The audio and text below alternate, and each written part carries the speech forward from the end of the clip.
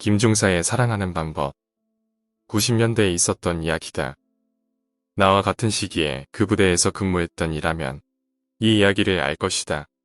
알지는 못해도 들어보기는 했을 것이다. 김중사는 내가 근무한 대대의 3중대 화기소대 선임하사였다. 계급은 말 그대로 중사. 이름은 밝히고 싶지 않다. 그에게 조금이라도 예의를 갖추고 싶기 때문이다. 김중사는 소위 체질이었다. 사회에서 고생을 많이 해서였을까. 그는 스스로도 먹여주고 재워주고 까면 되는 군대라는 곳이 세상에 있다는 게 굉장한 일이라고 했다. 까만 얼굴에 웃으면 흰 이가 시원하게 드러났다. 그러면 눈가에 사람이 좋아 보이는 정말 멋진 주름이 잡혔다. 액수를 들으면 깜짝 놀랄 정도로 적었던 중사 월급을 타면 위수 지역에 외출해방 나가는 병사들에게 고기와 소주를 아낌없이 쏘곤 했다. 가끔 군기를 잡는다고 기합을 주려고 하면 미안해서 자기가 먼저 울어버리는 그런 인간이었다. 김중사는 가만히 있는 법이 없었다. 땡볕에 기관총 사이를 뛰어다니고 주말이면 우통을 벗고 축구를 했다. 그래도 할 일이 없으면 일을 만들어 했다. 총기다이와 포다이는 그의 작품이었다. 재료를 고물상에서 주워왔지만 결과는 훌륭했다. 휴게실에서 병장들은 김중사가 쇠파이프의 양끝에 시멘트를 붙여 만든 역기를 틀었다. 전역하는 말년 병장들을 위해 나무를 깎아 소소한 기념품들을 만들기도 했다. 김중사는 1등 사수였고 그의 밑에서 쏘면 포가 빗나가는 일이 없었다. 한마디로 착한 구석이 너무 많은 것만 빼면 완벽한 군인이었다. 군대가 그를 사랑하듯이 그도 군대를 사랑하지 않을 수 없었다. 김중사는 군에서 가치 있는 인재였다. 사회에서는 그런 가치를 부여받을 수 없었다. 그는 고아였다. 등에 오래된 바둑판처럼 얽은 끔찍한 흉터가 있었는데 어렸을 때 생긴 것이라 했다. 인간이라 불릴 자격이 없는 어른들에게 학대당한 흔적이었다. 그는 어떤 어린 시절을 보낸 걸까? 김중사는 어찌어찌해서 농업고등학교를 나와 군에 자원했다. 고아에게는 징지병장이 나오지 않는다. 그러나 자원하면 갈 수 있다. 나처럼 귀한 집 자식으로 태어나 먹물 좀 묻힌 놈들과는 반대로 그에겐 군대에 가지 않을 이유가 없었다. 그리고 말뚝을 박아 하사관이 되었다. 김중사는 행복해 보였다. 그에겐 사치스런 취미도 있었다. 비록 간간히 구독하는 오토바이 잡지에 실린 걸작들은 아니지만 거의 전 재산이라 할 수 있는 125cc짜리 오토바이가 있었다. 당시 100만원이 조금 넘었던 대리몬다 VF. 아마 125cc짜리 오토바이를 그보다 잘 관리하고 잘 몰 수 있는 인간은 세상에 없을 것 같다. 그는 주말이면 상기된 표정으로 VF를 몰고 위수 지역으로 애인을 만나러 갔다. 그렇다. 그에게는 애인도 있었다. 김중사의 애인은 다방 레지였다. 그녀는 김중사보다 나이가 많았다. 연상연하 커플. 그녀에겐 김중사와 공통점이 하나 있었다. 그녀도 고아였다. 그녀도 파릇파릇할 때는 잘 나가는 화류계 여성이었다고 한다. 그러나 늙어갈 때마다 더 가난한 남성들이 드나드는 낮은 등급의 업소로 쫓겨가기도 하고 팔려가기도 했으리라. 그녀의 몸이 가진 경제적 가치는 빠르게 하락했다. 하양곡선의 종착역은 가난한 전방 군바리 동네의 다방이었다. 김중사는 그녀의 단골이었다. 마음에 들었는지 돈 없는 병사들이 시켜먹는 오렌지 주스나 커피 따위가 아니라 단가가 많이 남는 국산 양주를 시키곤 했다. 그러다 그녀를 쫓아다니기 시작했고 얼마 안 가 애인이 되었다. 애인이 되었어도 그녀는 자신을 외로운 군인의 위안부 정도로 생각했을지 모른다. 김중사가 자랑스레 밝힌 얘기지만 그가 실처럼 예해봤던 금반지를 약혼 반지라고 내놨을 때 그녀가 그렇게 놀라고 또 감격했다고 한 걸 보면 말이다. 워낙 흔한 이름의 다방이었다. 성매매 혹은 유사성매매에 거부감이 있는 분이 있다면 미안하다. 나도 그 다방에서 물탄 주스를 마시며 나보다 나이 많은 여종업원에게 누나라고 부르며 귀여운 척을 했으니 할 말은 없다. 어쨌든 같은 부대 상관의 애인이 일하는 업소다. 매상을 올려주는 건 신성한 의무였다. 다만 당연한 얘기지만 상관의 약혼녀를 지명하는 것은 금기였다. 물론 그와 상관없이 그녀는 이런저런 손님들에게 음료수와 웃음을 팔아야 했고 가끔은 오봉을 들고 스쿠터를 타야 했다. 그녀에겐 빚이 있었고 그 빚은 김중사의 월급도 까먹고 있었음이 분명하다. 그래도 두 사람의 미래는 희망적이었다고 할 수 있다. 군인 아파트에 입주 신청한 게 잘 되었던 모양이었고 그 아파트는 두 사람 모두에게 진정한 의미로 최초의 집이 될 예정이었다. 군인은 결혼하는데 돈이 별로 안 든다. 그런데 소설을 지원해주는 군인회관이 있는 데다 멋을 내지 않으려고 작정하면 정말 싸게 할 수 있다. 김중사는 병장들과 함께 담배를 피울 때마다 자랑하곤 했다. 결혼하게 되면 오토바이를 타고 경주로 신혼여행을 갈 거라고. 군 위수 지역의 다방 레지는 이 사회에서 가장 저층에 있는 계급 중 하나다. 각자의 사연이야 다양하겠지만 대부분은 몸이 가치가 깎일 대로 깎여서 그 구석까지 흘러들어온 인생들이다. 게다가 이 일은 다분히 불법성을 갖고 있다. 사회는 그들을 방치하거나 그들의 인격을 무시하는데 어떤 부담도 느끼지 않는다. 그 바닥까지 내려오면 연고가 없거나 연고를 잃어버린 경우가 대부분이다. 그들은 이 세상의 불법 체류자이다. 다루기 쉬운 존재들이다. 그런데 이 징병제 사회는 그런 이들, 즉 레지 같은 여성들을 필요로 한다. 눈 가리고 아웅하듯 성매매를 방치하고 조장한 것과 비슷하게 지역의 공권력은 그런 여성들의 존재를 당연시한다. 그네들이 커피도 팔고 가끔은 몸도 팔아야 그 바닥이 돌아간다고 믿는다. 슬프게도 이 믿음은 대체로 사실이다. 그래서 권력은 이 여성들을 관리한다.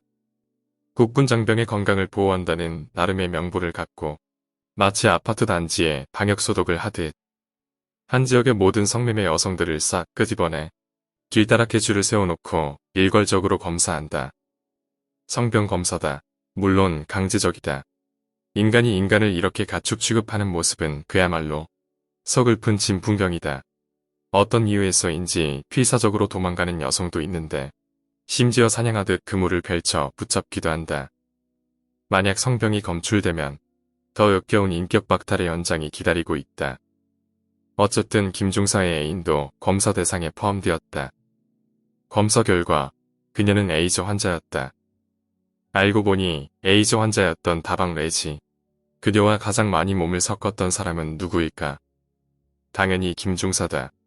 지휘관부터 말단 사병까지 알만한 사람은 다 안다. 그렇다면 김중사도 에이즈에 걸렸을 가능성이 높다. 부대는 난리가 났다. 군부대 안에 에이즈 환자가 있어선 안 되었다. 전염사고가 일어날 수도 있는 데다가 무엇보다 장병이 에이즈에 걸렸다는 사실 자체가 너무나 치명적이다. 지휘관 라인의 목이 줄줄이 잘리는 것은 물론이다. 최소한 좌천의 승진 누락이다. 연대장까진 당연하고 어쩌면 사단장의 신병까지도 괴롭힐 수 있는 사안이다.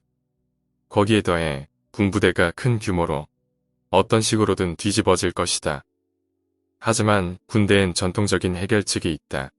묻어버리는 것이다.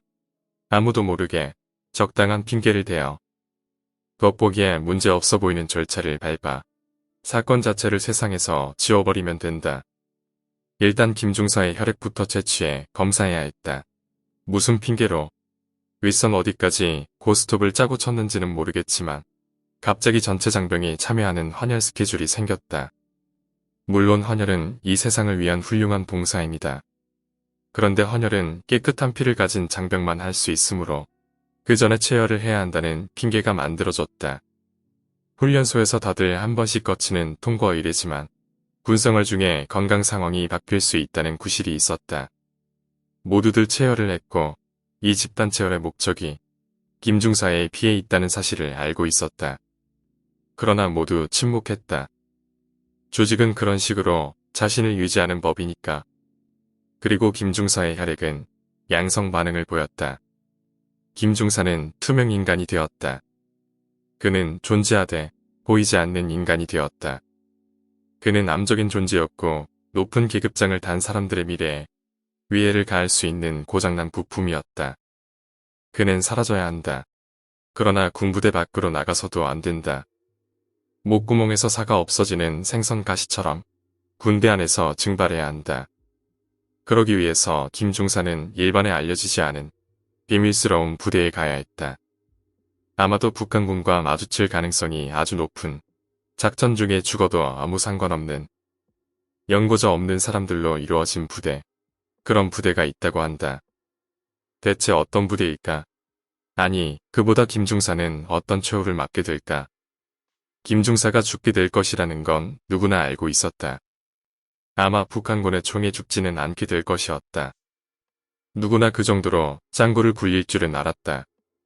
나는 당시 김중사의 마음이 어땠을지 가끔 생각해본다. 그에게 군대는 그가 인정받고 존중받으며 살 수 있는 유일한 부대였다. 김중사는 그 조직이 이제는 온 힘을 다해 자신을 싫어하고 자신의 존재를 지우려고 한다는 사실을 모를 정도로 무디지는 않았다. 그러나 에이즈 환자가 밖에 나가 무얼 할 수 있단 말인가. 그는 굴복할 수밖에 없었고 사실 그에겐 굴복할 자유밖에는 허락되지 않았다. 모든 일이 일사천리로는 되지 않는 법이다. 김중사를 원하는 곳으로 보내기 위해서는 시간이 필요했고 그는 방 안에 연금당했다. 방문에는 자물쇠가 걸렸다. 누구도 에이즈 환자와 접촉해서는 안 되었다.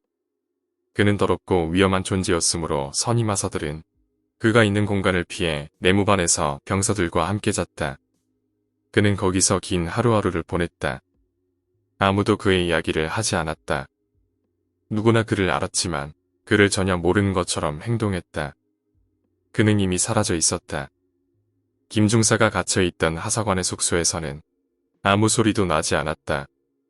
메이커는 짝퉁이었지만 그래도 진짜 가죽으로 된 김중사의 지갑엔 웃고 있는 김중사와 약혼녀 사이로 핑크색 하트로 뭉게뭉게 피어오르는 스티커 사진이 붙어 있었다.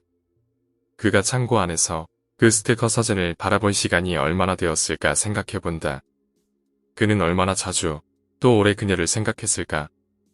자신과 마찬가지로 에이즈에 걸린 고아의 처지로 비정한 세상을 부여하듯 살아왔던 두 사람은 우연히 만난 서로에게 자신의 인생을 걸었다. 그러나 그들에겐 운명에 대한 아무런 선택권도 없었다. 나는 둘 사이에 어떤 절절한 사연이 있는지 알지 못한다. 그러나 서로가 서로에게 가장 중요한 사람이었다는 건 알 수 있다. 김중사의 애인도 격리 수용을 앞두고 있었다. 업소 외에는 오갈 곳 없는 여자가 에이즈에 걸리면 시설에 가게 되어 있다. 자활센터, 보살핌방 등 무척 좋은 간판을 걸고 있지만 시설의 목적은 단순하다. 바이러스의 숙주를 가둠으로써 사회에서 지워버림으로써 사회를 지키는 것이다. 그리고는 숙주가 서서히 죽을 때까지 기다리는 것이다. 그곳으로 끌려갈 때까진 그녀가 일하던 다방에 머문 수밖에 없었다. 행정처리 때문인지 자리가 나지 않아서인지 당장 끌려가지는 않았나 보다. 다방 마담과 동료 레지들은 나쁜 피로 가득 찬 폭탄을 끌어안게 되었다고 생각했으리라. 자유인으로 보내는 마지막 며칠 동안 그녀도 투명 인간이 되었을 것이다. 두 연인은 이별의 순간을 기다리고 있었다.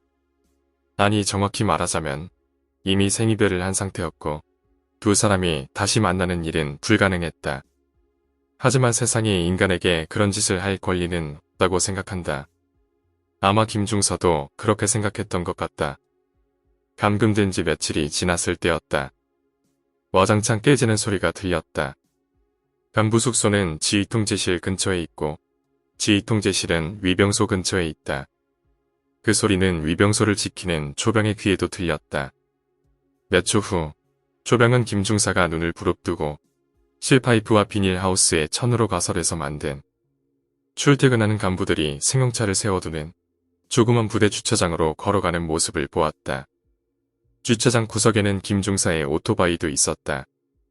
그는 역기로 자물쇠를 부수고 창문을 깨고 튀어나온 것이었다.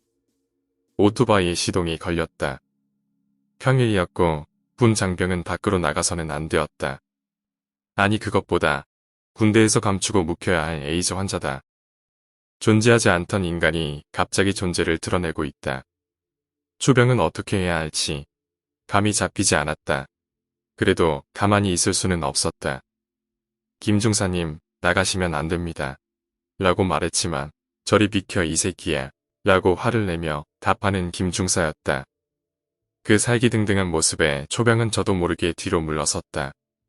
무슨 행동을 해야 좋을지 생각할 틈도 없이 김중사의 오토바이가 흙먼지를 일으키며 사라져갔다. 김중사는 애인을 만나러 갔다. 증거는 없지만 나는 확신한다. 그 뒤에 일어날 일들 때문이다. 그러나 그는 애인을 만나지 못했다. 다른 속도로 신호등도 없는 시골에 흙바닥으로 되어 있는 사거리 코너를 돌 때 마을버스가 김중사와 그의 오토바이를 덮쳤다.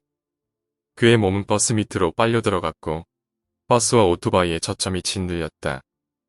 충격으로 분해된 오토바이의 부속품들이 그의 몸을 톱니처럼 갈아버렸다. 김중사는 즉사했다. 이 대목은 내가 직접 경험하지 않았으므로 전에 들었던 이야기를 옮겨보겠다. 김중사의 몸이 산산조각 난 시각은 오후 1시경이다. 그런데 그의 연인은 오후 2시에 그를 만나 이야기했다. 아니 정확하게 말하자면 이야기를 했다고 주장했다. 오빠가 다방으로 불쑥 찾아왔다는 것이다. 테이블에 앉아 자기를 물끄러미 바라보며 말없이 웃고만 있더라는 것이다. 묻는 말엔 대답도 안 하고 무작정 잘 있으라고 자긴 괜찮다고 하더라는 것이다.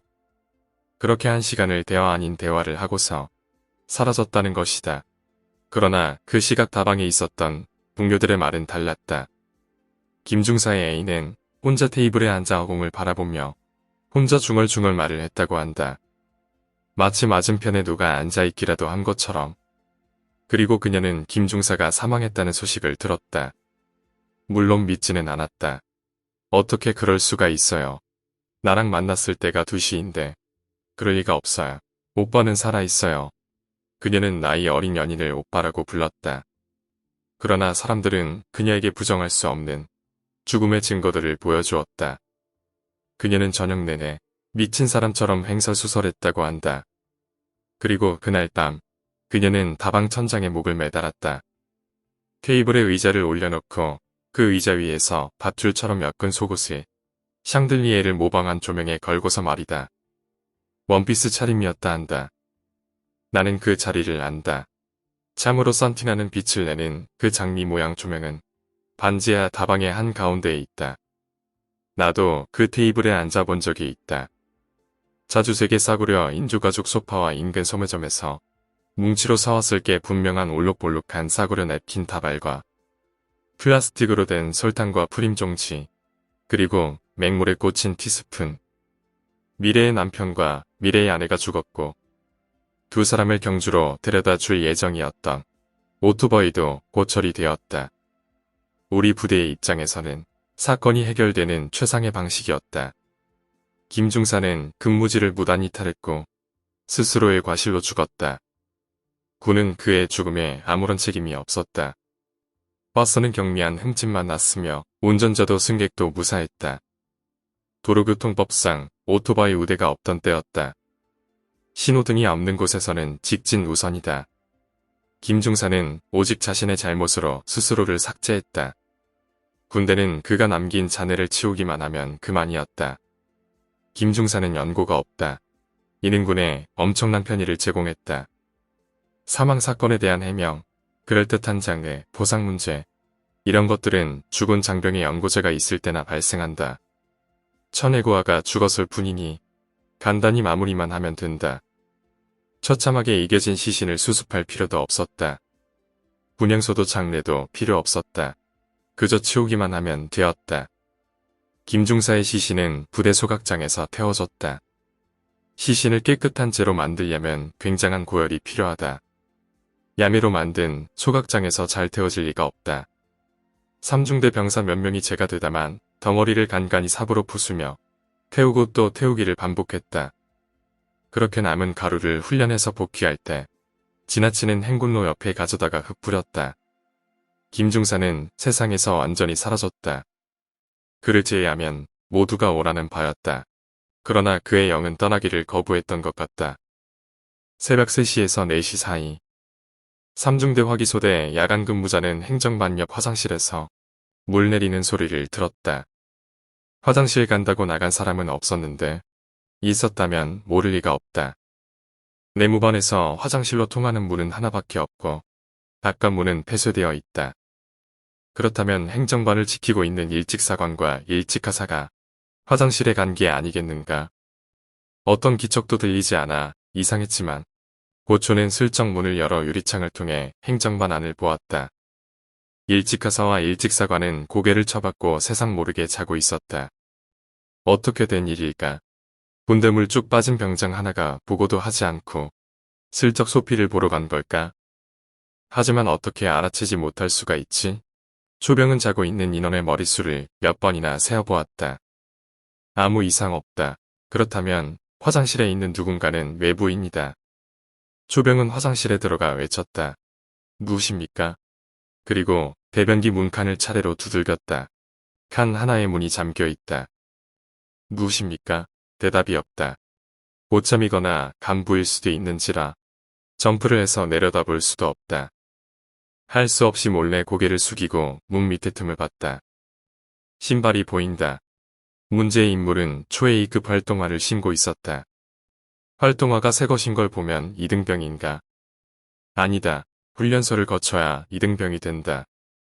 활동화가 걸레짝이 되는 데는 입대하고 보름이면 충분하다. 새 활동화를 가진 병사는 소대에 아무도 없다. 구질구질한 군대에서 그런 세핑은 너무나 눈에 잘 띈다. 대체 누구라는 말인가? 결국 초병은 점프를 해 턱걸이하듯 칸안을 내려다보았다. 안엔 아무도 없었다. 그제야 초병은 생각해냈다. 소대 전체에 내려온 새 활동화 딸랑 한 켤레를 김중사가 보급받았다는 사실을 말이다. 다음날 초병은 귀신을 보았다는 헛소리를 한 죄로 군장을 돌았다. 그러나 공포는 쉽게 전이되었다. 모두에게 친절했지만 모두에게 존재를 외면당한 김중사. 그 끔찍한 죽음, 그 안이 어느 정도였을지. 예상할 만한 상상력은 누구에나 있었기에 삼중대는 공포 분위기에 휩싸였다.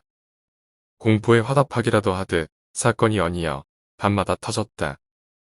야간 근무자는 쳇바퀴 돌듯 내무반의 양쪽 침상 사이에 직사각형 공간을 왔다 갔다 가로지른다. 그날의 초병은 한쪽 끝 문 앞까지 가서 다시 동작을 반복하려고 뒤를 돌아서는 순간 저쪽 끝 포다이에 걸터 앉아 있는 김중사를 보았다. 생전에 김중사가 깎아 만들었던 포다이. 김중사가 말없이 손짓을 한다. 마음은 공포로 터질 것 같은데도 초병의 몸은 그 손짓에 이끌려갔다. 결국 김중사 앞에 다가섰고 그와 눈이 마주쳤다. 몸은 얼어붙었는데 김중사의 손이 얼굴을 향해 올라왔다고 한다. 얼음장처럼 차가운 손이 그의 얼굴을 쓰다듬었고 그는 기절했다. 군대 야간 근무는 전 근무자가 다음 근무자를 깨우면서 로테이션하는 시스템으로 되어 있다. 어차피 피곤한 몸인지라 깨우지 않으면 그대로 쿨쿨 자기 마련이다. 결국 김중사를 본 병사가 그날의 마지막 근무자가 되었다. 그는 아침에 내무반 바닥에 널브러진 채로 발견되었다. 중대는 무섭게 동요했다. 결국 병장들이 총대를 매기로 했다. 당분간 병장들만 근무를 서기로 한 것이다. 병장의 수가 한정되어 있었기에 말년도 예외가 없었다. 후임 병장이 몸을 흔들며 깨우는 소리에 눈을 뜬 말년 병사. 그러나 자신을 내려다보고 있는 건 후임이 아니라 김중사였다. 어두운 내무반에 있는 공포를 이기지 못해 밝은 행정반으로 뛰어간 병장도 있었다. 언제나 그렇듯 일직가사와 일직사관은 꿈나라에 가 있었다. 문제는 김중사가 자고 있는 두 사람을 물끄러미 바라보고 있었다는 거다. 병장의 몸이 얼어붙었다. 그리고 김중사가 천천히 고개를 돌리더니 병장의 얼굴을 바라보더라는 것이다. 광기에 가까운 공포가 삼중대를 휩쓸었다. 특히 화기소대원들은 넋이 반쯤 나가 있는 상태였다. 모두들 내가 김중사에게 무슨 잘못을 했을까? 반추해 보기에 여념이 없었다. 그러나 다들 알고 있었다. 모두의 잘못이었고 예의는 없었다. 침묵한 죄, 한 번도 죽은 자의 입장에 서보지 않은 죄. 공포와 사건은 중대 바깥까지 확산되었다. 원래 외부 순찰은 일직사관과 일직하사가 함께 돌게 되어 있다. 그런데 간부인 일직사관은 순찰을 일직하사를 맡은 병사에게 떠넘겨버리고 자는 경우가 많다. 귀신 이야기가 돌자 겁이 난 일찍 사관들은 평소처럼 졸립다는 핑계를 대고 일찍 가서들을 밤의 공포에 혼자 남겨두었다. 그날 분대장이었던 나는 일찍 가사 근무를 서고 있었고 선임하사는 내가 깨었는데도 일어나지 않았다. 아니 일어나지 않았다기보다는 눈을 감은 채 손짓으로 내게 나가라는 표시를 했다. 외부 근무는 기본적으로 위병소, 탄약고, 대공초소를 지킨다. 이 중 가장 공포를 자아내는 장소는 대공초소다. 대공초소란 말 그대로 기관포를 얹어놓고 적의 군용기나 헬기 등 공중 공격에 대비하는 곳이다. 당연히 위쪽 시계가 뻥 뚫려 있어야 하고 부대를 지키는 대신 초소가 독박을 쓰려면 높은 장소여야 했다. 그러다 보니 산속 오솔길을 한참이나 걸어 올라가야 산구석에 외롭게 처박힌 대공초소가 나온다. 나는 혼자서 이 오솔길을 올라갔다. 낙엽을 밟는 소리에 귓가를 스치는 마른 나뭇가지에 긴장하면서 대공초소가 저 멀리 눈앞에 보였을 때 다른 중대 아저씨들 2명이 내게 우렁차게 경례를 했다. 사병 혼자서 올라오는데 웬 경례인가. 가까이 가서 근무 이상 없냐고 물어보려는데 내게 묻는 것이었다. 일찍 사관님은 어디 갔습니까? 저 혼자 순찰 도는 중인데요. 그럴 리가요. 올라오는 후레쉬 불빛이 2개였잖아요. 그게 무슨 말입니까? 제가 왜 후레쉬를 2개를 갖고 다니겠어요? 아니 그럼 나머지 하나는? 일순간 우리 3사람의 표정이 딱딱하게 굳었다. 바로 어제 있었던 일이다. 순찰자가 탄약고 가는 길에 김중사를 봤다며 실성한 일이. 알 수 없는 무언가가 나와 함께 오솔길을 올라왔다. 등골이 서늘해졌다.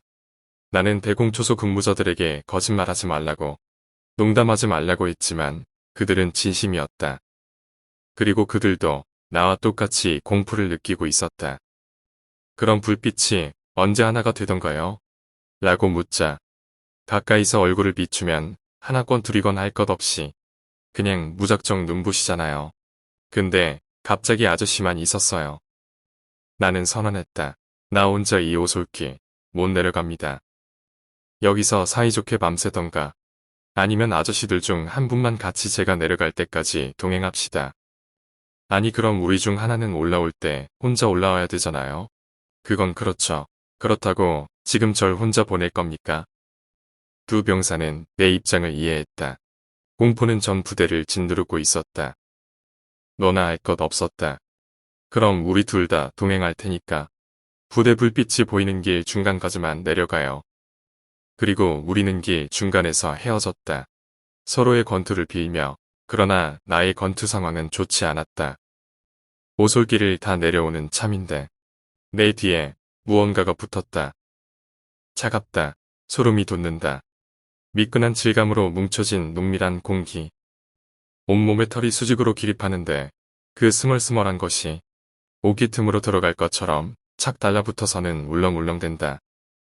풀리는 다리에 애써 힘을 주고 한 칸 한 칸 끝계단을 내려간다. 그리고 그때 나는 그 순간을 잊지 못한다. 내 전투모가 쓱 하고 뒤로 돌아갔다. 전투모챙이 거꾸로 되도록. 그 다음은 잘 기억이 나지 않는다. 어쨌든 나는 중대 행정반으로 뛰어갔다. 나는 짐승 같은 소리를 지르며 행정반 바닥에 널브러졌다. 살았다. 이젠 살았어. 아내는 행여 김중사를 만날까 싶어. 겁이 났던 근무자가 도망쳐 나와 커피 믹스를 마시고 있었다. 치사하게 자는 척했던 일찍 사관과 함께 2 사람은 나를 한참이나 멍한 눈으로 바라보았다. 한편 별다방에선 김중사의 애인의 모습이 나타났다고 한다. 처음엔 다방 천장에 목이 매달렸던 그 모습 그대로 원피스를 휘날리며 휘적휘적 시계추 운동을 했다고 한다. 그 다음엔 아무도 없는 테이블에 물끄러미 앉아 있었다고 한다. 그 모습을 본 이가 아무리 도망치려고 해도 기어코 눈을 마주친다고 했다. 그러면 그녀는 이렇게 물었다고 한다. 우리 오빠 어딨어요? 나는 즉시 근무거 부자가 되었다. 배째십시오. 영창 가겠습니다. 빨리 보내주시죠. 하지만 나는 영창에 가지 않았다. 영창에 갈 사람이 나뿐만이 아니었던 것이다. 원칙대로라면 부대를 반 이상 비워야 하는데 그럴 수는 없는 노릇이었다. 이 사건은 최소한 연대장에게까지 보고가 되었다고 한다. 그러나 결코 이슈화될 수 없는 사건이었다. 군대는 효율과 과학을 신봉하는 조직이다. 결코 공식적으로는 보고될 수도 없고 보고되어서도 안 되는 상황이다. 그렇다면 어찌할 것인가? 구원은 엉뚱한 곳에서 왔다. 자대 배치를 받은 지 얼마 되지 않은 이등병이 대대장 면담을 신청했다. 면담 내용을 간단히 재구성하면 이렇다. 저희 어머니가 한번 통화하자고 하십니다. 어머니한테 부대 일을 말씀드렸는데 직업이 무당이십니다. 대대장은 당장 이등병의 어머니에게 전화를 걸었다. 어머님의 요구 조건은 단순했다. 100일 휴가를 좀 빨리 보내줄 수 없느냐는 것. 그게 다였다. 처방은 휴가에서 복귀하는 아들 편으로 보내준다는 거였다. 모든 100일 휴가가 이때 100일 만에 떨어지진 않는다. 당연한 말이지만 무당 어머니도 어머니다. 군에 간 아들을 며칠이나마 일찍 보고 싶었던 것이다. 며칠 후 이등병은 묘한 처방을 들고 왔다. 첫째, 김중사의 애인의 시신도 태워라. 두 사람의 죄를 한데 섞어라. 땅에 뿌렸다면 그 지점에 흙을 파다가 섞어야 한다. 그렇게 섞인 죄를 뿌리다. 뿌리는 조건은 다음과 같다. 양지발은 남양이어야 한다. 그러나 주변에 다른 이의 산소는 없는 것이 좋다. 그러므로 적당한 곳이 없다면 나무를 치든 어떻게든 해서 장소를 만들어라. 이번 일의 경우 물은 좋지 않다. 특히 흐르는 물은 나쁘다. 어느 정도 흙 속에 묻어서 자연스레 땅 속에 스며들게 해라. 둘째, 염을 외워라. 간부 사병 할 것 없이 3중대 인원 모두가 염을 외워야 한다. 염을 외울 때는 반드시 시계 반대 방향으로 돌아야 한다. 염은 적어준 그대로 모두가 합창하면 된다. 셋째, 쑥이 필요하다. 먼저 쑥을 캐서 말리는 게 좋을 것이다. 3중대 장병들이 염을 할 때 모두가 제 몫이 쑥을 태워라. 쑥의 연기가 오론을 진정시켜 줄 것이다. 김중사의 연인의 시신은 경찰이 보관, 안이 떠맡고 있었다. 정확하게는 시체 안치소에 있었는데 한마디로 처치곤란이었다. 이렇게 연고 없는 시신은 보통 해부학 실습용으로 소모된다. 그러나 바이러스에 감염된 시신이다. 이 바이러스는 공기 중에서는 몇 초 안에 죽어버리지만 그래도 꺼림직했던 모양이다. 시신은 냉동 밀봉된 채 방치되어 있었다고 했다. 군부대가 이 애물단지를 달라고 하자 그 뒤의 절차는 요식행위에 불과했다. 냉동된 시신은 곧 재가 되었다. 문제는 김중사의 죄였다. 3중대가 떠맞는 수밖에 없었다. 야밤에 중대장과 병장들이 삽을 들고 재를 버린 곳으로 몰래 갔다. 그날 밤은 하필 비가 내렸다. 재를 버린 곳, 그 일대의 흙을 모두 파야 했다. 판초 우위를 뒤집어 쓰고 추적추적 내리는 비를 맞으며 삽질을 하는 어두운 표정의 사내들. 저들의 편의를 위해 한 사람의 죽음을 땅에 묻었다가 스스로의 안위를 위해서 다시 끄집어내려는 슬픈 군상들. 대체 어디서부터 어디까지가 김중사를 흩뿌려 놓은 땅인가? 그걸 알려주기 위해서였을까? 갑자기 빗물을 머금은 땅에서 부글부글 흰 거품이 솟아올랐다. 시신을 태운 죄였다. 그때였다. 병장 하나가 털썩 주저앉아 흐느끼면서 말했다. 김중사님 죄송합니다. 그랬다. 김중사는 누구에게도 잘못하지 않았다. 귀신이 되어 나타났어도 그 모습에 공포를 느꼈어도 그는 살아서든 죽어서든 누구도 해코지하지 않았다. 다만 자신의 존재를 알리고 싶었을 뿐이다. 그런 그를 우리는 너나 할 것 없이 하나가 되어 땅에 파묻었다. 누군가는 순조로운 승진을 위해, 누군가는 무탈한 군생활을 위해, 아무도 주저앉아 있는 병장에게 무어라 말하지 못했다. 모두들 동작을 멈추고 후레쉬 불빛 아래 비치는 흰 거품을 바라보고 있을 뿐이었다. 두 사람의 죄는 한데 섞인 채 적절한 곳에 뿌려졌다. 그리고 나는 염을 하던 그 광경을 잊지 못한다. 100명이 넘는 사내들이 저마다 종이컵에 담긴 마른 쑥을 태우며 합창을 하는 모습을 말이다. 무럭무럭 올라오는 쑥 연기는 막서 지붕 위에서 하나로 합쳐지더니 낮게 깔린 구름처럼 하나의 걸쭉한 덩어리가 되어 부대 위를 짓눌렀다. 참으로 그로테스크한 광경이었다. 하지만 진정한 그로테스크함은 아마도 살아남은 자들의 꼴에 있었을 것이다. 자신들이 외면한 진실에 대고 이제는 살려달라고 아우성치는 그 무섭도록 서글픈 광경 말이다. 그 뒤로 김중사는 김중사의 귀신이라 하든 헌형이라 하든 뭐라 하든 상관없으리라. 다시는 나타나지 않았다. 원체 천성이 착한 사람이라서 그 정도로 한을 풀어준 걸까? 아니면 사랑했던 그녀와 함께할 영원의 여정이 이승의 미련을 두는 것보다 더 중요했던 걸까? 어쨌든 김중사는 드디어 사라졌다.